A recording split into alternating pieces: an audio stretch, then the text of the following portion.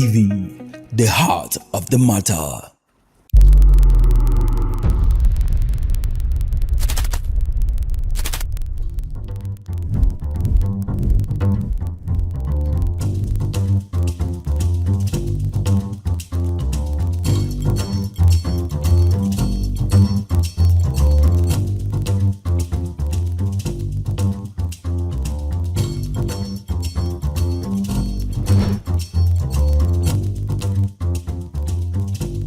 And now, let's join ace broadcaster Mamode Akuga as he takes us inside the Niger Delta.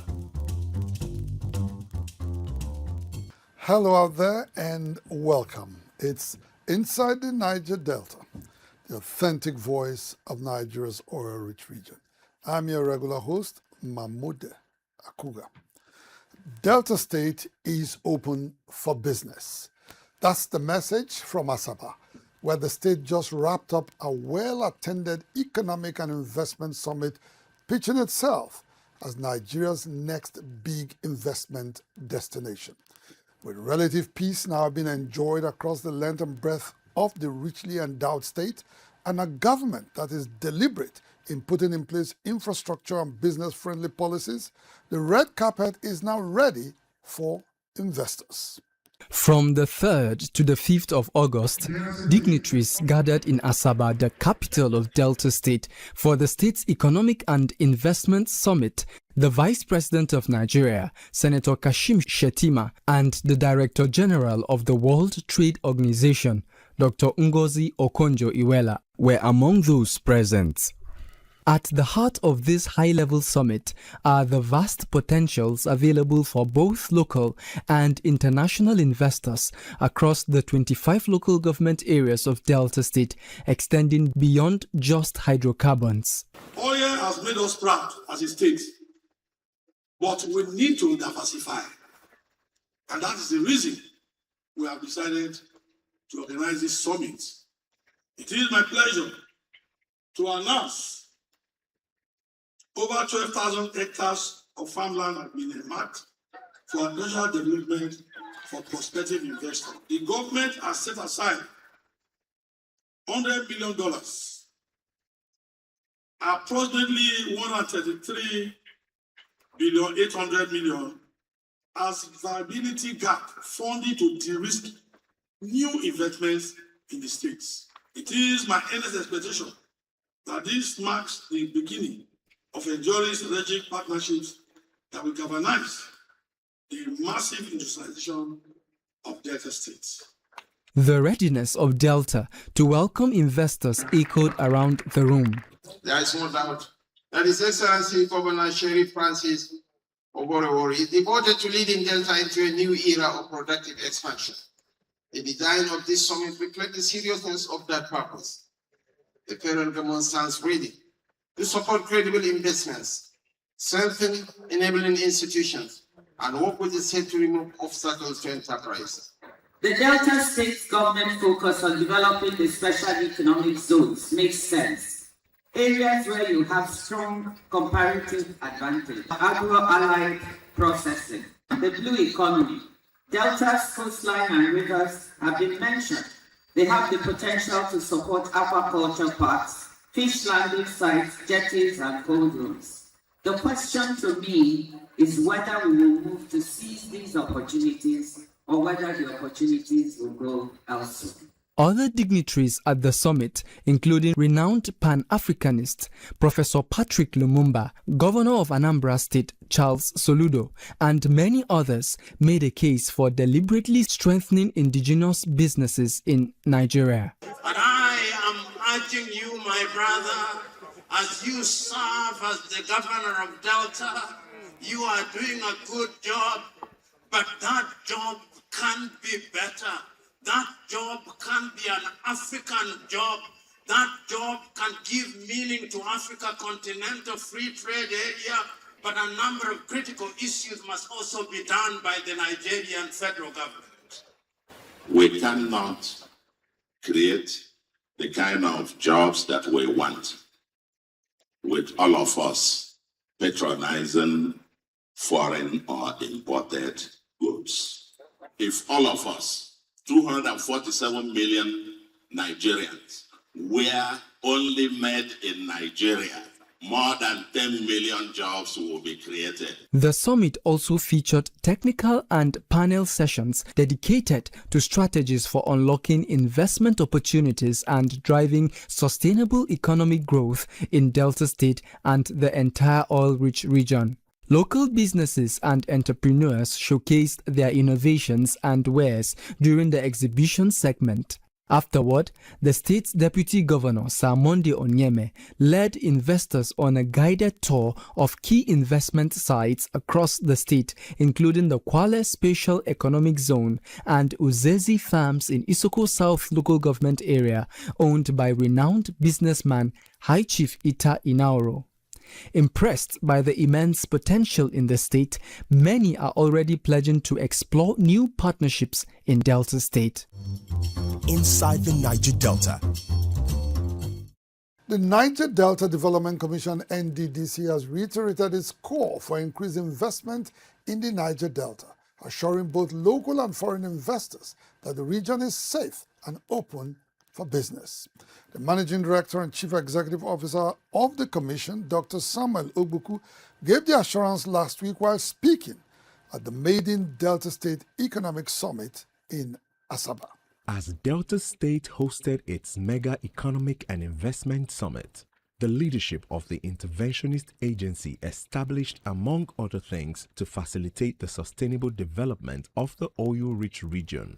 The Niger Delta Development Commission, NDDC, was among the critical stakeholders at the summit. The summit provided a platform to showcase the state's abundant opportunities in agriculture, solid minerals, manufacturing, tourism, and other critical sectors, while seeking strategic partnerships that will accelerate economic growth. Delivering his goodwill message, Dr. Samuel Ogbuku encouraged local and international investors to take advantage of the enormous opportunities available across the Niger Delta.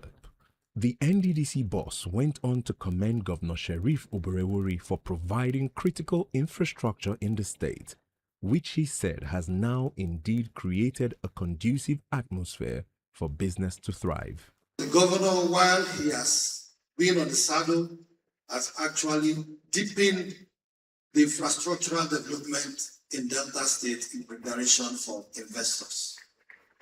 So I can assure all investors that are here that feel free to come and invest in Delta State. Feel free to come and invest in the Niger Delta, because the Niger Delta right now is the safest part of Nigeria. Dr. Ogbuku further promised that the Regional Development Agency will support the efforts of subnational government in providing critical infrastructure that will transform the entire region and drive industrial growth. In Delta, one of the projects the state and NDDC are collaborating on is the almost 70-kilometer Warri-Escravos Road project that has been on the drawing board for several decades. This is a project conceived to connect Escravos, an oil export hub, to the oil city of Warri by road for the very first time. Dr. Ogbuku noted that this is a testament to the broader vision of the NDDC to reposition the Niger Delta for a new season of economic prosperity and interconnectivity. Earlier this year, at the Niger Delta Chambers of Commerce Economic Summit in Port Harcourt, he challenged business leaders and investors to see the region as a hub for enterprise, innovation, and sustainable economic development. It or not, our people from the region are doing well in the oil and gas. We are doing well in the various businesses. In the banking sector is controlled by people from this region. So what is the thing that we lack? We don't lack the right people with the funds. We don't lack the capital. But what we lack is that commitment to develop our home. So in this should if we all come together today and decide to invest our $1 kobo, $1, 20,000 naira, that is also going to create job opportunities for people. Inside the Niger Delta. As it Azikiel Group. Oil and gas, dredging, power, and air transportation. Azikiel Group. Petroleum product sufficiency, energy sustainability, and infrastructure development. Excitement, jubilation, and palpable optimism greeted the arrival of the Crude Distillation Unit CDU of Azikiel Refinery in Bayelsa State. The CDU is the actual compartment where refining takes place in any refinery. With all other facilities at the refinery site in Obuna, Bahrain, almost ready, the refinery is now in its final phase of completion. For many, this is indeed a memorable landmark achievement in Bayelsa State and the entire Niger Delta, which will now host the second largest privately owned refinery in the country after Dangote Refinery.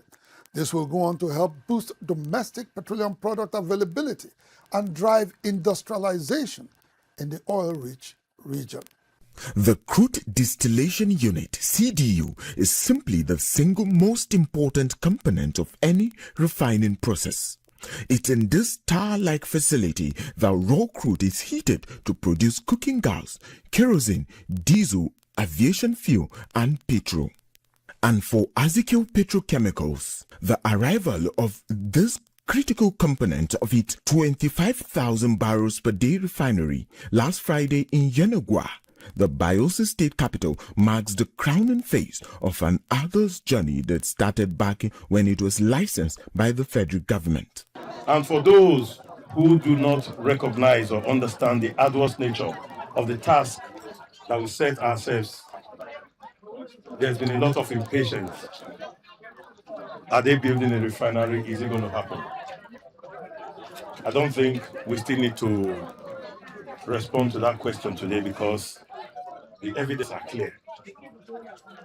The people of the state who have waited eagerly for years to see this dream of the second largest private refinery in Nigeria, owned by one of their own, to come to fruition, rolled out their drums in celebration for the arrival of this critical component.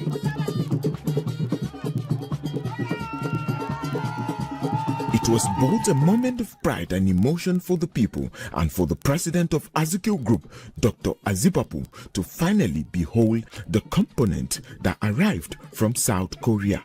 In Africa, a continent of 52 countries, only 14 countries could boast of having refineries. And maybe out of those 14, 9 of them are owned by government and 9 of them are not working.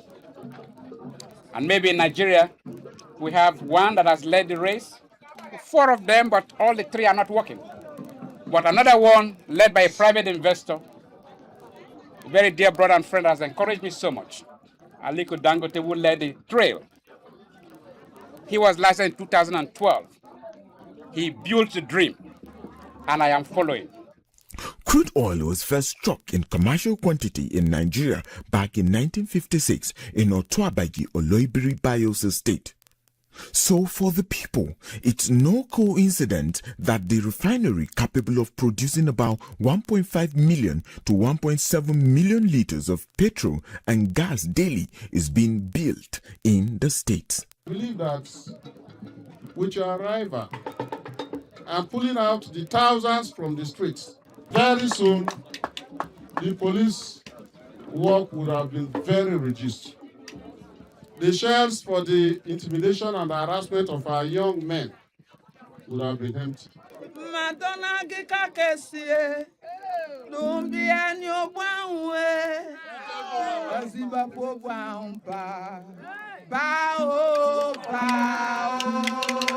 Bayelsa State and the entire Niger Delta, despite producing crude oil, have for years struggled with the availability and outrageous cost of petroleum product, especially across rural and riverine communities that often pay more than double to get the product. The Azikiel refinery is coming to break this ugly cycle by bringing the entire value chain and all its benefits to the region. The true hope is that the price of our finished product is not going to be as expensive as compared to imported products The Azikiwe refinery sits by its source of crude oil. So the cost of transportation is being excluded from our overall pricing.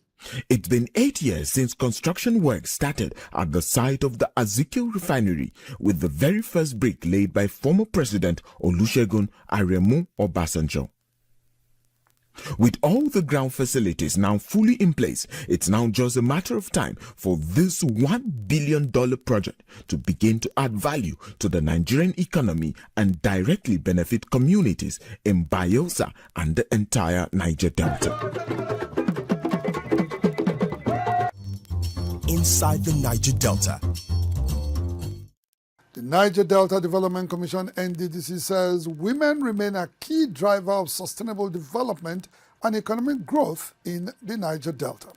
Therefore, the intervention agency will continue to implement programs and initiatives to support and make available opportunities for women and promote their overall well-being.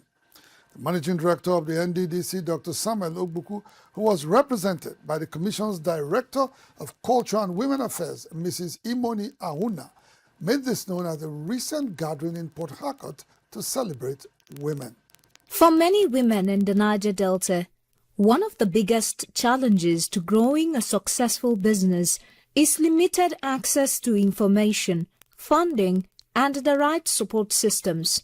To help address these challenges, the Niger Delta Development Commission, NDDC, chose to commemorate this year's International Women's Day with a region-wide program focused on women's economic empowerment.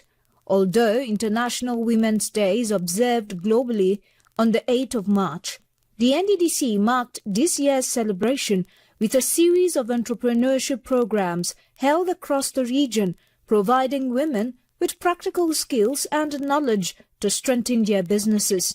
The celebration of International Women's Day is aimed at highlighting women's social, economic, and cultural achievements, while serving as a regional call to action to accelerate gender equality and address ongoing human rights challenges.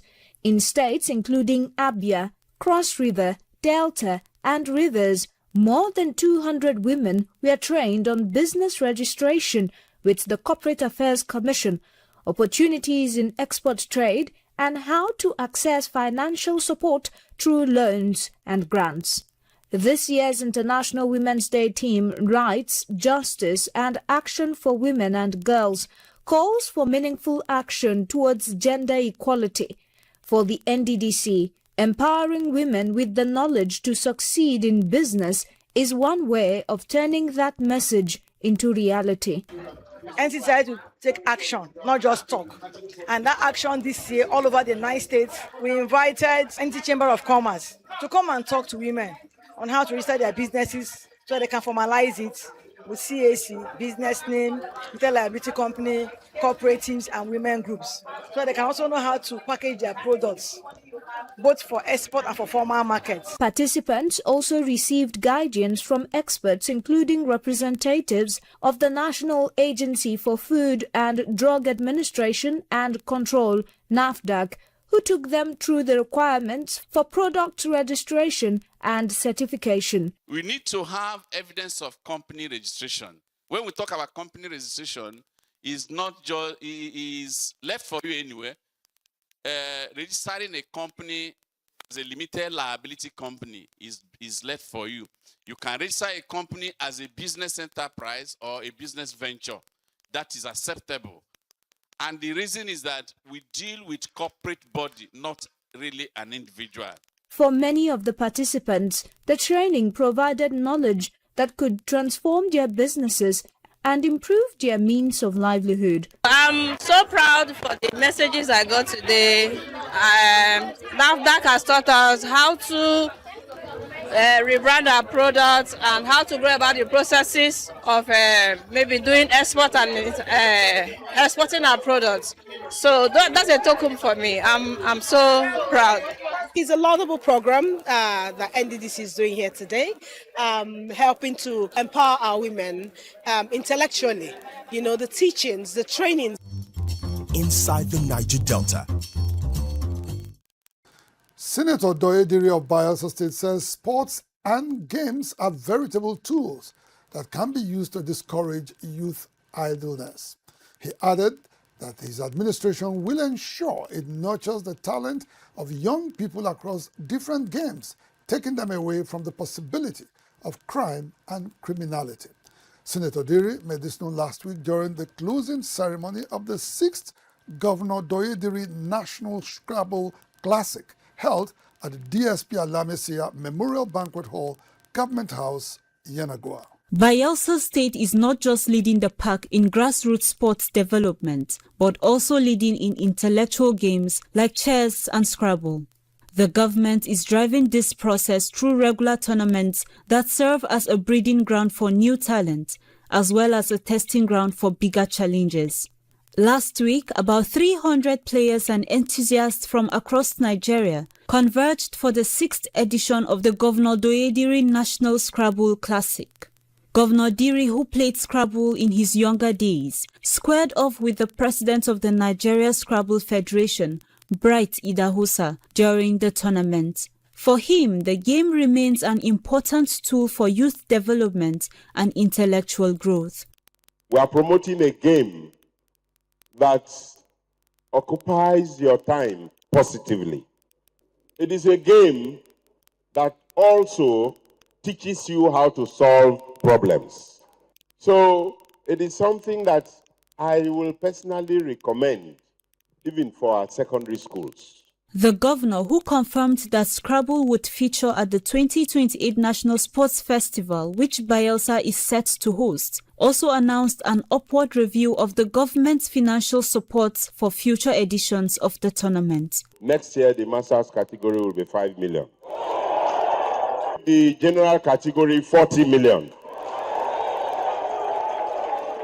Yes, the money is important, but what is more at stake here is that we are promoting a game that makes your brain to be sound. Abdul Mumin Jimo emerged champion of the Masters category. He took home the 2 million naira top prize. Bayelsa's Igolikumo Felix won the intermediate category, while Oladokun Esan topped the veterans category. Godwin Joseph emerged winner of the students category. Also, 1 million naira each was given to the 2 youngest participants in the competition to encourage greater youth participation in the sports. President of the Nigeria Scrabble Federation, Bright Idahosa, commended Governor Doyediri for always supporting the tournament and sports development in the state. What you have done in Bayelsa for Scrabble does not reverberate only here in Bayelsa. It reverberates both in the full country and in the full world. Because what we do here, we take outside to showcase what we got. That is what Bayelsa tournament does for us. That is what this huge tournament that you put together every year does for us as a nation. Thank you so much for what you do. Inside the Niger Delta. Okere community in Warri South local government area of Delta State came alive as the Ishekiri people celebrated their annual Awankere festival, popularly known as Okere Juju. The festival, which dates back to the 15th century, is a celebration of fertility, purification, and thanksgiving offerings to the revered river deity, Okiroro. The 8th Ologbosere of Warri Kingdom, Chief Ayiri Mami, and other dignitaries graced this year's celebration, which marks the 529th edition. The Awankere Festival, popularly known as Okere Juju, is an annual celebration of the Ishekiri people of Delta State. The festival is usually celebrated in Okere community in Warri South local government area of Delta State. This usual venue, last week, came alive for the 529th edition of the festival, which dates back to the 15th century. The festival, which is a symbolic cleansing and fertility ritual performed by masquerades, was said to be traced to a Benin warlord, Ekpenede, reputed for founding the present-day Okere community.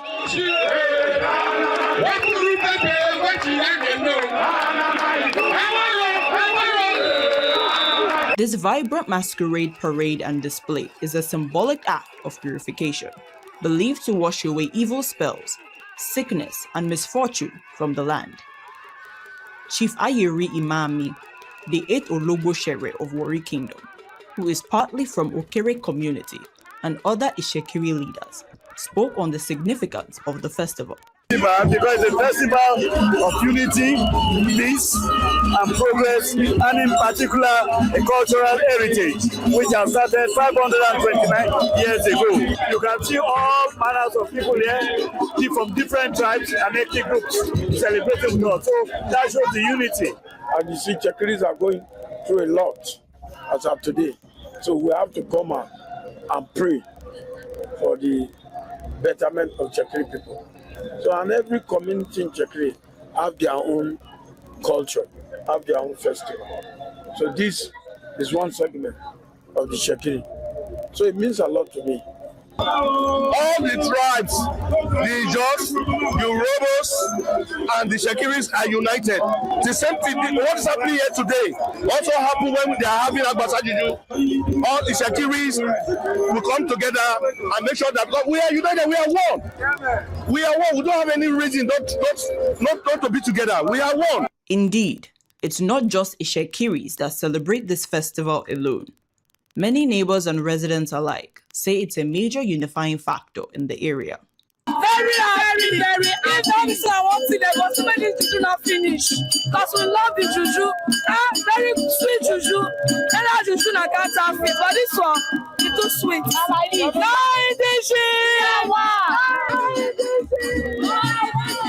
Urhobos, Shekiri, Ijo, Yoruba, Hausa, all tribes are here present and they celebrate together, eat, wine and dine together with no problem. We here trying to make sure that nobody will cause any problem here. It's a peaceful festival and we will remain peaceful. The Awankere Festival continues to stand as a pillar of identity, unity, and spiritual renewal for the Ishekiri people.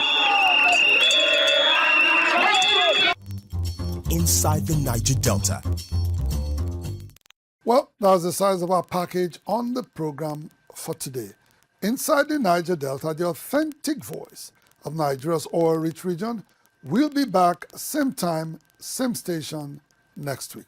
Until then, you can follow us on our social media handles shown right now on your screens. And please remember to subscribe to our YouTube channel at NDNTV Nigeria. Until next week, I am Mahmoud Akuga, thanking you for tuning in. Bye for now.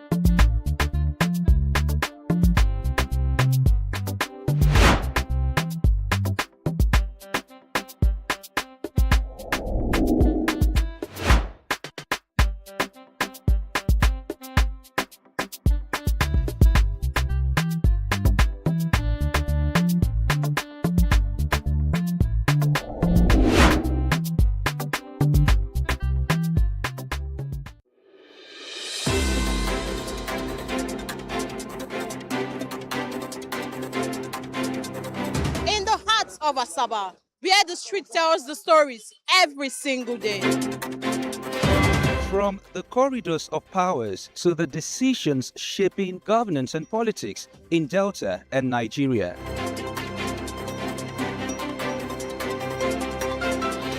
From traders counting every naira to families battling rising costs and uncertain times.